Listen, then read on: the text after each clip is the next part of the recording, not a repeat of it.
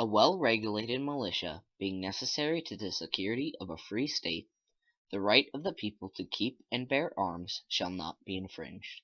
This is the Second Amendment. A recent study done by the U.S. Department of Justice showed that 11,101 homicides were committed with firearms in the U.S. At this current rate, 1 in every 240 United States citizens will be murdered.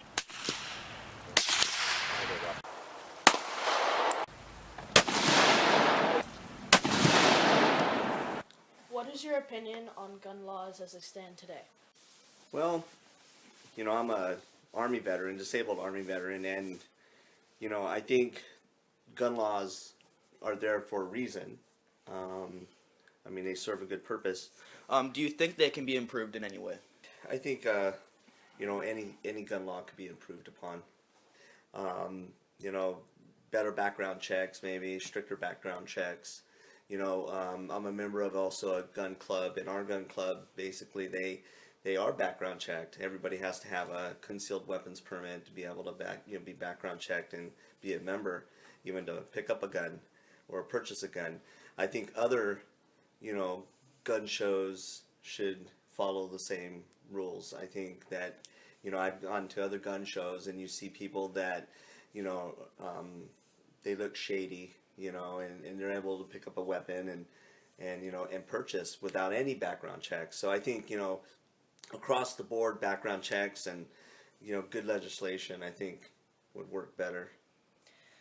Do you think there will always be a way around the system in purchasing a gun? Oh yes, my daughter's boyfriend, is licensed to carry a weapon, and he made the fatal mistake of putting it in his car, and a criminal obviously came around and busted out the window and stole all of his rummaged through the car and found his weapon. And so now he did the right thing.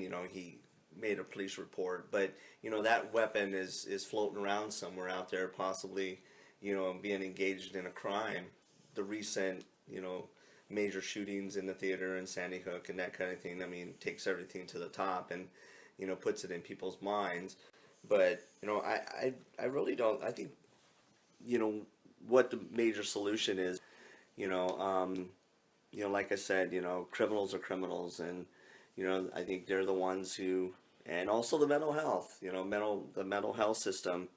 I think, if you look back to a lot of the major shootings that we've had, across the United States, it always comes back to, the medications, the lack of mental health services, so, I think with the mental health agencies and the legislators and, even the president, I think, they all have to work together to kind of put, different steps in there to prevent somebody from getting a gun.